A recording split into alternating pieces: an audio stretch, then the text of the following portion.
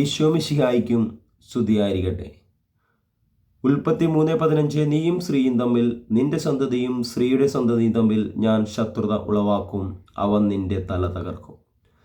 ഇന്ന് പല കുടുംബത്തിൻ്റെയും പ്രശ്നങ്ങൾക്ക് കാരണം അബോർഷൻ എന്ന മഹാപാപമാണ്.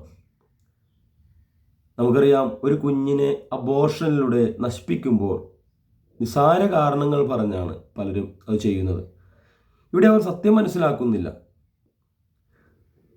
പ്രായത്തിന് വ്യത്യാസമുള്ളൂ, പ്രാണന് വ്യത്യാസമില്ല. ഈ സത്യം നമ്മൾ തിരിച്ചറിയണം. 2 മാസമായിട്ടുള്ളൂ വയറ്റിൽ. എന്നാൽ നമ്മൾ തിരിച്ചറിയണം, ദൈവത്തിൻ്റെ മുമ്പിൽ ഈ കുഞ്ഞിൻ്റെ വയസ്സിനെ വ്യത്യാസമുള്ളൂ, അല്ലെങ്കിൽ മാസത്തിന് വ്യത്യാസമുള്ളൂ, പ്രാണന് ഒരു വ്യത്യാസവുമില്ല. ഒരു ക്രിസ്ത്യാനിയുടെ ജീവിതത്തിൽ അനുഗ്രഹം കടന്നു വരേണ്ട ഏറ്റവും വലിയ മേഖലയാണ് നമ്മൾ ഇല്ലാതാക്കുന്നത്. ഉൽപ്പത്തി 1:28 പറയുന്നുണ്ട്, ദൈവം അവരെ ഇങ്ങനെ അനുഗ്രഹിച്ചു, സന്താനപുഷ്ടിയുള്ളവരായി പെരുകും. ഈ ഒരു അനുഗ്രഹത്തിനെയാണ് പല കുടുംബങ്ങളും ഇന്ന് ഇല്ലാതാക്കുന്നത്. ഒരിക്കൽ ഒരു സഹോദരി ധ്യാനം കൂടാനും വന്നു. എൽ കർമ്മലോ ധ്യാന കേന്ദ്രം കുട്ടിക്കാനം. അവർ പറഞ്ഞിങ്ങനെയാണ്, ഒറ്റ മകളേ ഉള്ളൂ, നല്ല 10ാം ക്ലാസ്സിൽ പഠിക്കുന്ന ഈ കുഞ്ഞ് ഒത്തിരി പഠിക്കും, വേറെ തെറ്റായ വഴികളൊന്നുമില്ല, നല്ല സുന്ദരിയായ പെൺകുട്ടി. പക്ഷേ പെട്ടെന്ന് സഡൻലി അവളുടെ സ്വഭാവത്തിന് മാറ്റം വരികയാണ്. തെറ്റായ ബന്ധങ്ങൾ, പഠിക്കുന്നില്ല. അവർ പറഞ്ഞു സൗന്ദര്യം പോലും ഒക്കെ നഷ്ടപ്പെട്ടു. എന്തോ ഒരു മുഖത്ത് കണ്ടാൽ തന്നെ ഒരു ഭയങ്കരമായിട്ടൊരു നെഗറ്റീവ്. അങ്ങനെയാണ് ഇവർ ധ്യാനത്തിന് കൊണ്ടുവരുന്നത്. ധ്യാനം കൂടി കുടുംബം കൗൺസിലിങ്ങിന് വന്നു. അപ്പോൾ അമ്മച്ചിയും അപ്പച്ചനും ഈ കുഞ്ഞും കൗൺസിലിംഗ് ഇരിക്കുകയാണ്. ആദ്യത്തെ മെസ്സേജ് ഇങ്ങനെയാണ്, ഇവർ അബോർഷൻ ചെയ്തിട്ടുണ്ട്. അപ്പോൾ ഞാൻ ചോദിച്ചു, അബോർഷൻ ചെയ്തിട്ടുണ്ടോ? പല മെസ്സേജും കിട്ടി, പക്ഷേ പ്രധാനപ്പെട്ടത് എനിക്കിത് തോന്നി. ഞാൻ ചോദിച്ചു, അബോർഷൻ ചെയ്തോ? ഇവർ പറഞ്ഞെങ്ങനെയാണ്, ഒരെണ്ണത്തിന് ഞങ്ങൾ അബോർട്ട് ചെയ്തു, ഒരു കൊച്ചിന് അബോർട്ട് ചെയ്തിട്ടുണ്ട്. ഞങ്ങൾക്ക് തിരക്കായിരുന്നു, ഞങ്ങൾക്ക് ഈ കൊച്ചിന് മാത്രം സ്നേഹം കൊടുത്താൽ മതി എന്ന് അപ്പം പറഞ്ഞു. പിന്നെ എനിക്ക് ജോലിക്ക് പോകണം, ഹസ്ബൻഡും ജോലിക്ക് പോകണം, അപ്പോൾ അതുകൊണ്ട് ഞങ്ങൾ അബോർട്ട് ചെയ്തു. ശരി, പ്രാർത്ഥിക്കാം. അമ്മച്ചിയെ ബൈൻഡിങ് ചെയ്ത് പ്രാർത്ഥിക്കാൻ തുടങ്ങിയപ്പോൾ ഇവർ തിന്മയുടെ പ്രകടമായ അടയാളം ഇവരിൽ കാണാൻ പറ്റി. നിലത്ത് കിടന്ന് എഴയാനും പിടിക്കാനും അങ്ങനെയുള്ള കുറേ മേഖലകൾ കാണാൻ പറ്റും. പെട്ടെന്ന് ദൈവം തന്ന മെസ്സേജ് ഇങ്ങനെയായിരുന്നു, ഇവർ 1 അല്ല 2 ചെയ്തിട്ടുണ്ട്. കണ്ടാ, ഇവർക്ക് ശരിക്കും ആ പ്രകടമായ അടയാളം ഒരിക്കലും ഉണ്ടായില്ലായിരുന്നു തിന്മയുടെ. പക്ഷെ അവിടെയും നുണ പറയുകയാണ്, ഇല്ല 1 അല്ല 2. പിന്നെ ഇവർ കരയാൻ തുടങ്ങി, പൊട്ടിക്കരയാൻ തുടങ്ങി. ഞാൻ നിങ്ങളോട് പറയുന്നത്, ഇതിൽ നിന്നൊരു മോചനമുണ്ട്. നമ്മൾ തിരിച്ചറിയാം, ക്രിസ്ത്യാനിക്ക് ഇതിൽ നിന്നൊരു മോചനമുണ്ട്. ആ മോചനത്തിനു വേണ്ടിയാണ് യേശു ക്രിസ്തു നമുക്ക് വേണ്ടി ഗാഗുൽത്താ മലയിൽ രക്തം ചിന്തി മരിച്ചത്. അവൻ്റെ രക്തം കൊണ്ട് പാപമോചനമുണ്ട്. പക്ഷേ അനുതാപത്തോടുകൂടി നല്ലൊരു കുമ്പസാരം നടത്തി, അല്ലാതെ വെറുതെ പോയി അനുതാപമില്ലാണ്ടാ ഞാൻ ഓരോരുത്തരും ഒരു അബോർഷൻ ചെയ്തു. ഒരിക്കലും ഇതിൽ നിന്നൊരു ക്രിസ്ത്യാനിക്ക് പാപമോചനം കിട്ടില്ല. അനുതാപമില്ലാതെ ആ കുഞ്ഞിനോട് കണ്ണീരോടുകൂടി, കുഞ്ഞേ എന്നോട് ക്ഷമിക്കണം, അമ്മയ്ക്കും അപ്പനും തെറ്റുപറ്റിയെന്ന് അനുതാപത്തോടുകൂടി ആ കുഞ്ഞിനോട് മാപ്പ് പറഞ്ഞെങ്കിൽ മാത്രമേ ഇതിൽ നിന്നൊരു മോചനം കിട്ടൂ. സത്യം. പല ആൺകുട്ടികളുടെ അവസ്ഥ ഇതാണ്. ഒത്തിരി ദിവസം മുമ്പ് ഒരു ചേച്ചി ഇതേപോലെ വിളിച്ചു, ഫോൺ ചെയ്തു. ചേച്ചി പറഞ്ഞെങ്ങനെയാണ്, കല്യാണം കഴിഞ്ഞു, 3ാമത്തെ കുട്ടിക്ക് ജന്മം കൊടുത്തു. അവസാന കുഞ്ഞ് ഭക്ഷണം കഴിക്കുന്നില്ല. ആ കുഞ്ഞ് ജനിച്ച് 3 മാസമായിട്ടുള്ളൂ, ഭക്ഷണം കഴിക്കുന്നില്ല, ശോഷിച്ചു പോയിക്കൊണ്ടിരിക്കുന്നു. ഭക്ഷണം മീൻസ് പാല് കുടിക്കുന്നില്ല. പാല് കുടിച്ചാൽ തന്നെ അതിനുള്ള ആ ശോഷിച്ച് കൈകാലുകളൊക്കെ ശോഷിച്ച് പല ഹോസ്പിറ്റലിലും കാണിച്ചു. ഒരു വ്യത്യാസമില്ല. പ്രാർത്ഥിക്കുമ്പോൾ കാണുന്നത് എന്താണ്, ഇവർ ഒരു കുഞ്ഞിനെ അബോർട്ട് ചെയ്തിട്ടുണ്ട്. വളർച്ച കുറവായിരുന്നു. അപ്പോൾ ചോദിച്ചു, ശരിയാണ്. ഇവിടെ ഇതാണ് സംഭവിക്കുന്നത്. നമ്മൾ തിരിച്ചറിയണം, ഏറ്റവും വലിയ സത്യം ഇതാണ്. ഒരു കുഞ്ഞിനെ ദൈവം സ്വർഗം വിട്ട് ഭൂമിയിലേക്ക് അയക്കുന്നത് എന്തിനു വേണ്ടിയാണ്? ആ കുഞ്ഞ് ദൈവത്തിൻ്റെ മകനും മകളും ആകുവാൻ വേണ്ടിയാണ്. അതാണ് ഒരു കുഞ്ഞിനെ സ്വർഗത്തിൽ നിന്ന്, ദൈവസന്നിധിയിൽ നിന്ന് ഭൂമിയിലേക്ക് ഒരു അമ്മയുടെ ഉദരത്തിലേക്ക് കടത്തിവിടുമ്പോൾ ആ കുഞ്ഞ് ആണോ പെണ്ണോ ആയിക്കോട്ടെ, ആ കുഞ്ഞ് ദൈവത്തിൻ്റെ മകനും മകളുമാകുവാൻ വേണ്ടിയാണ്. മറ്റൊന്നെന്താണ്? മറ്റൊരു കാര്യവും കൂടി അവിടെ സംഭവിക്കുന്നുണ്ട്. Efesos 2:8 വിശ്വാസം കൃപയാലാണ് നിങ്ങൾ നേടിയെടുത്തത്. അത് നിങ്ങളുടെ വിശ്വാസം കൃപയാലാണ്. അത് നിങ്ങൾ നേടിയെടുത്തതല്ല, നിങ്ങളുടെ പ്രവൃത്തിയുടെ ഫലമല്ല. അത് നിങ്ങൾ അഹങ്കരിക്കേണ്ട കാര്യമില്ല. യേശു ക്രിസ്തുവിനാൽ സൃഷ്ടിക്കപ്പെട്ടവരാണ് നമ്മൾ, അല്ലേ? നാം ചെയ്യേണ്ട നന്മ പ്രവൃത്തി ദൈവം മുൻകൂട്ടി കണ്ട് യേശു ക്രിസ്തുവിനാൽ നാം ചെയ്യേണ്ട നന്മ പ്രവൃത്തികളെ മുൻകൂട്ടി കണ്ട് യേശു ക്രിസ്തുവിനാൽ സൃഷ്ടിക്കപ്പെട്ടവരാണ് നമ്മൾ. കണ്ട, ഒരു കുഞ്ഞ് ഭൂമിയിലേക്ക് വരുന്നത് ദൈവത്തിൻ്റെ മകനും മകളുമാകണം. രണ്ടാമതെന്താണ്? അവൻ ചെയ്യേണ്ട നന്മ പ്രവൃത്തികൾ എന്താണെന്ന് തിരിച്ചറിയുവാൻ, അല്ലേ? ആ നന്മ പ്രവൃത്തികൾ ഈ ഭൂമിയിൽ ചെയ്തുകൊണ്ട് ദൈവസന്നിധിയിലേക്ക് തിരിച്ചു പോകണം. ചിലപ്പോൾ അവൻ ഈ ഭാവിയിലെ ഒരു വൈദികനായിരിക്കാം. അവനെ കൊണ്ട് എത്രയോ കണ്ണുനീർ ഒപ്പേണ്ടതാണ്. ചിലപ്പോൾ ഒരു അമ്മയാകാം, ചില അപ്പനാകാം. എത്രയോ തലമുറകൾ അവനിൽ നിന്ന് ഉത്ഭവിക്കേണ്ടതാണ്. സ്വർഗത്തിൻ്റെ സ്വപ്നത്തിനാണ്, ദൈവത്തിൻ്റെ ആഗ്രഹത്തിനാണ് നമ്മൾ എന്തു ചെയ്യുന്നത്? കട്ട് ചെയ്യുന്നത്. ദൈവത്തിൻ്റെ ആഗ്രഹമാണ് നമ്മൾ ഇല്ലാണ്ടാക്കുന്നത്. വചനം പറയുന്നൊരു സങ്കീർത്തനം 139 അധ്യായം 139:16 വചനം വ്യക്തമായിട്ട് പറയുകയാണ്. അതുപോലെ തന്നെ ജെറമിയ 1:5 പറയുന്നുണ്ട്, അമ്മയുടെ ഉദരത്തിൽ ഉരുവാകുന്നതിന് മുമ്പേ നിന്നെ ഞാൻ അറിഞ്ഞു, ജനിക്കുന്നതിന് മുമ്പ് തന്നെ ഞാൻ നിന്നെ വിശദീകരിച്ചു.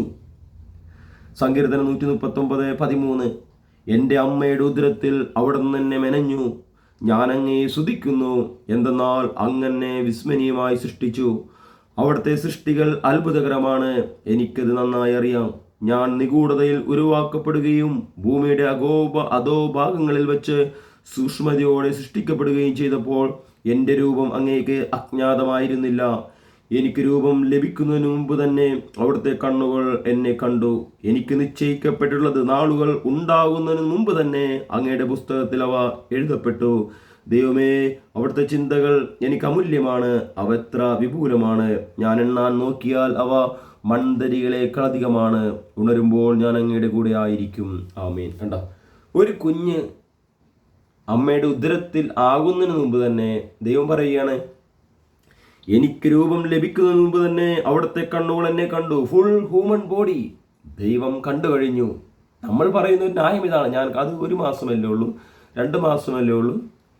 ഇവിടെ ദൈവസന്നിധിയിൽ മുഖംനോട്ടമില്ല. ഞാൻ നിങ്ങളോട് ഇതെല്ലാം പറയുമ്പോൾ ഇതിനൊരു പരിഹാരമുണ്ട്. നിങ്ങൾ ദയവ് ചെയ്ത് കട്ട് ചെയ്ത് മുഴുവൻ കാണുക. ഇതിനൊരു പരിഹാരമുണ്ട്. ഒത്തിരി കുടുംബങ്ങൾ ഈ ശുശ്രൂഷയിലൂടെ അനുഗ്രഹിക്കപ്പെട്ടു. നമുക്കറിയാം, ഒരമ്മ ഒരു കുഞ്ഞിനെ കൊല്ലുമ്പോൾ തിരിച്ചറിയണം, ഒരിക്കലും അമ്മയുടെ ചങ്കിൽ നിന്ന് ഈ വേദന മാറില്ല. എത്രയെല്ലാം മറന്നാലും ആ ചങ്കിൽ നിന്ന് ആ വേദന മാറില്ല. അതുകൊണ്ട് തന്നെയാണ് ദൈവം അമ്മയോട് സാദൃശ്യപ്പെടുത്തിയിരിക്കുന്നത്. യേശയ്യാ 66:13 അമ്മയെ ഇപ്പോൾ ഞാൻ നിന്നെ ആശ്വസിപ്പിക്കും. ഒരമ്മയ്ക്ക് കുഞ്ഞിനെ മറക്കുവാൻ സാധിക്കും, പക്ഷേ ഒരിക്കലും മറന്നു കളയാം. പെറ്റമ്മയ്ക്ക് മറന്നു കളയാം, ഉപേക്ഷിക്കാം. പക്ഷേ ഹൃദയത്തിൽ നിന്ന് ഒരിക്കലും ഉപേക്ഷിക്കാൻ പറ്റില്ല. സത്യമാണ്. ജ്ഞാനത്തിൻ്റെ പുസ്തകം 4:20 പാപങ്ങളുടെ കണക്കെടുക്കുമ്പോൾ അവർ ഭയാചിത്രായെത്തും, അവരുടെ ദുഷ്കൃത്യങ്ങൾ അവരെ മുഖത്ത് നോക്കി കുറ്റപ്പെടുത്തും. കണ്ട, പാപങ്ങളുടെ കണക്കെടുക്കുമ്പോൾ കൊന്നതും കളഞ്ഞതുമെല്ലാം ദൈവസന്നിധിയിൽ തിരിച്ചു വരും. ഇവനാണ് എന്നെ കൊന്നത്, ഇവളാണ് എന്നെ കൊന്നത്, മുഖത്ത് നോക്കി പറയും. ജ്ഞാനം 4:20 പാപങ്ങളുടെ കണക്കെടുക്കുമ്പോൾ അവർ ഭയാചിത്രായെത്തും, അവരുടെ ദുഷ്കൃത്യങ്ങൾ അവരെ മുഖത്ത് നോക്കി കുറ്റപ്പെടുത്തും. ജ്ഞാനം 4:6 അല്ലേ? മറ്റൊരു വചനം പറയുന്നുണ്ട്, ജ്ഞാനത്തിൻ്റെ പുസ്തകം 4:6 കർത്താവ് വിചാരണ നടത്തുമ്പോൾ അവിഹിത വേഴ്ചയിലുണ്ടായ സന്താനങ്ങൾ മാതാപിതാക്കൾക്കെതിരെ തിന്മയുടെ സാക്ഷികളായി മാറും. വ്യഭിചാരത്തിലൂടെ കളഞ്ഞ മക്കൾ ഉണ്ടാകാം. ഇത് നമ്മൾ തിരിച്ചറിയേണ്ട ഒരു കാര്യമുണ്ട്. ക്രിസ്തുവിന് തലമുറയുള്ളതുപോലെ നമുക്കും തലമുറയുണ്ട്. നമ്മുടെ തലമുറ ഉള്ളത് അല്ലെ, ക്രിസ്തുവിന് തലമുറയുണ്ട്. ക്രിസ്തുവിന്റെ തലമുറ വ്യക്തമായിട്ട് പറയുകയാണ്. മത്തായിയുടെ സുവിശേഷം 1:17 അബ്രാഹാം മുതൽ ദാവീദ് വരെ 14, ദാവീദ് മുതൽ ബാബിലോൺ പ്രവാസം വരെ 14, ബാബിലോൺ പ്രവാസം മുതൽ ക്രിസ്തു വരെ 14, 42 തലമുറ. എന്നാൽ ക്രിസ്തുവിന്റെ തലമുറ 50-ാം തലമുറയാണ്. യൂദ 1:14 പറയുന്നുണ്ട്. യൂദ 1:14 ആദത്തിൽ 7-ാം തലമുറക്കാരനായ ഹെനോക്ക്. കണ്ടാ, ഈ 42 എന്ത് ചേർക്കണം? 7 ചേർക്കണം. 49 50-ാമത്തെ തലമുറയാണ് ക്രിസ്തു. ഇതുപോലെ തന്നെ നമുക്കും തലമുറയുണ്ട്. നമ്മൾ ഒരു ദിവസം കൊണ്ട് പൊട്ടിമുളച്ചതല്ല, അല്ലേ? നമുക്കറിയാം, നമുക്കും തലമുറയുണ്ട്. ഈ തലമുറയെല്ലാം അന്ത്യവിധിയുടെ സമയത്ത് വന്നു നിൽക്കും. അപ്പോൾ ബ്ലഡ് ഡയറക്റ്റ്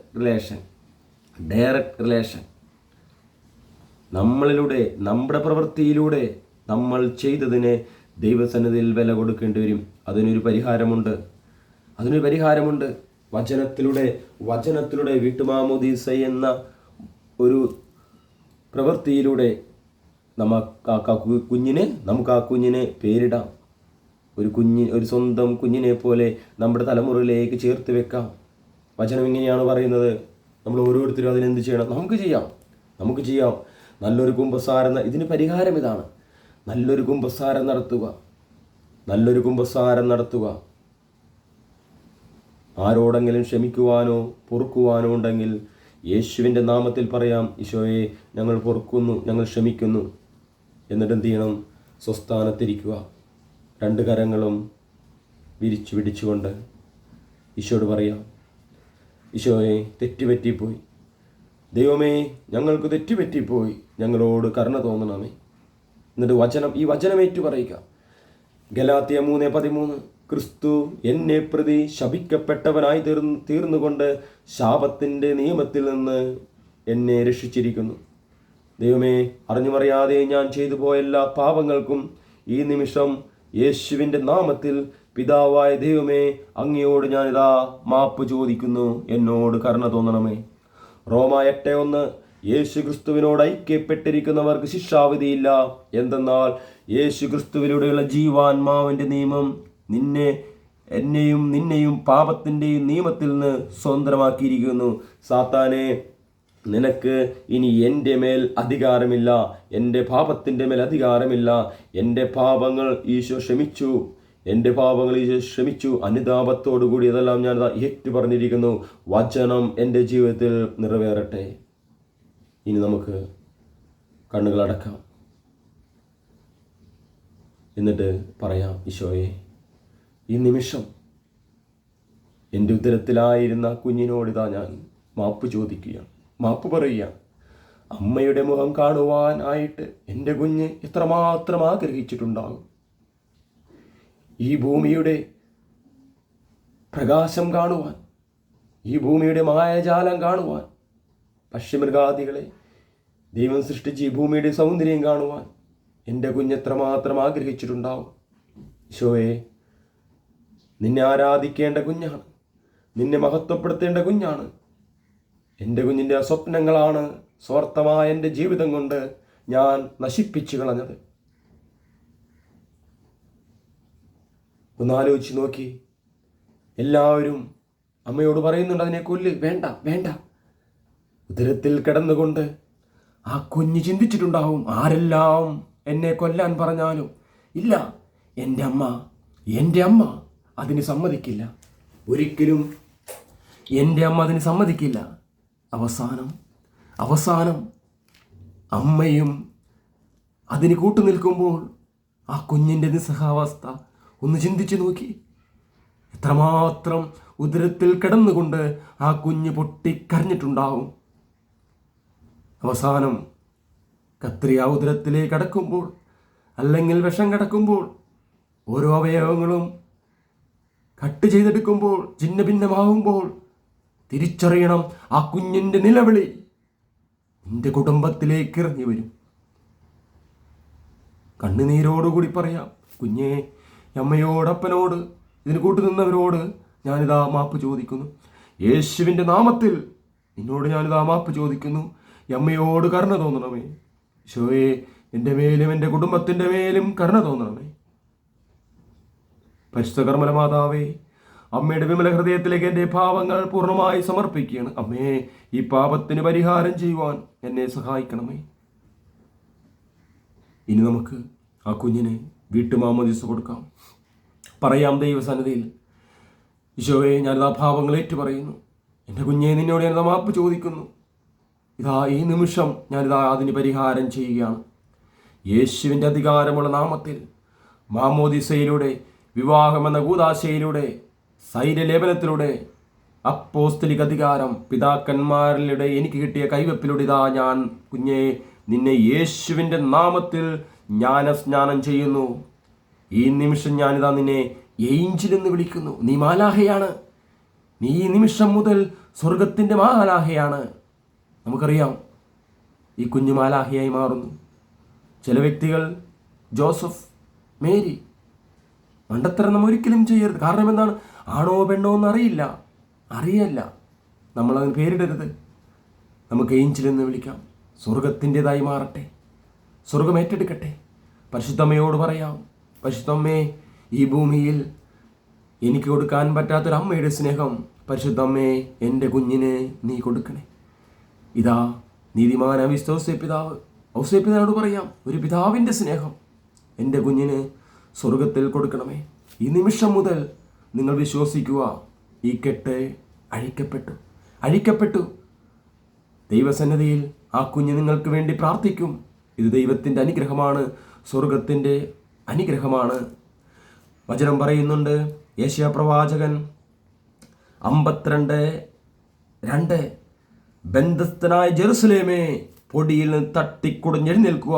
ബന്ധസ്ഥനായ സിയോൻ പുത്രി, നിന്റെ കഴുത്തിലെ കെട്ടുകൾ പൊട്ടിക്കുക. കർത്താവ് അരുൾ ചെയ്യുന്നു, വിലവാങ്ങാതെ നിങ്ങൾ വിൽക്കപ്പെട്ടു, പ്രതിഫലം കൂടാതെ നിങ്ങൾ മോചിതരാകുകയും ചെയ്യും. സത്യമാണ്. കർത്താവിൻ്റെ തിരുരക്തത്താൽ നമുക്ക് മോചനമുണ്ട്. നമ്മളെല്ലാം പൂർണ്ണമായി രക്ഷിക്കപ്പെട്ടു. ഇനി നിങ്ങൾക്ക് ഒരു കൃപയുള്ള ഒരു വൈദികനോ അതിനെ അധികാരപ്പെടുത്തിയിരിക്കുന്ന ഒരു ശുശ്രൂഷകനിലൂടെയോ ഇത് നിങ്ങൾക്ക് നേടാം. ഏറ്റവും നല്ലത് ഇതൊരു ധ്യാനം കൂടുമ്പോൾ ചെയ്യുന്നതായി. കാരണം എന്താണ്? അനുതാപം കൂടുതൽ കിട്ടും. ഇത് നിങ്ങൾക്ക് താല്പര്യമുണ്ടെങ്കിൽ എൽ കർമ്മലോ ധ്യാന കേന്ദ്രം കുട്ടിക്കാനം, അവിടെ അധികം പേരെ ഞങ്ങൾ ധ്യാനത്തിന് എടുക്കുന്നില്ല, കുറച്ച് പേര് മാത്രം. അവിടെ ഈ ശുശ്രൂഷ വൈദികരുടെ സമ്മതത്തോടുകൂടി ഈ ശുശ്രൂഷ ചെയ്യപ്പെടുന്നുണ്ട്. ഒത്തിരി മക്കൾ ഇതിൽ നിന്ന് ആ വിടുതൽ കിട്ടി സന്തോഷത്തോടു കൂടി പോകുന്നുണ്ട്. ഞാൻ നിങ്ങളോട് പറയുമ്പോൾ എൻ്റെ ജീവിതത്തിൽ ഒരു സാക്ഷ്യം ഞാൻ പറയാം. എനിക്കൊരു കുഞ്ഞാണ്. രണ്ടാമത്തെ കുഞ്ഞ് ഭാര്യ പ്രഗ്നൻ്റായി. 2 മാസം കഴിഞ്ഞപ്പോൾ ബ്ലീഡിങ് വന്നു.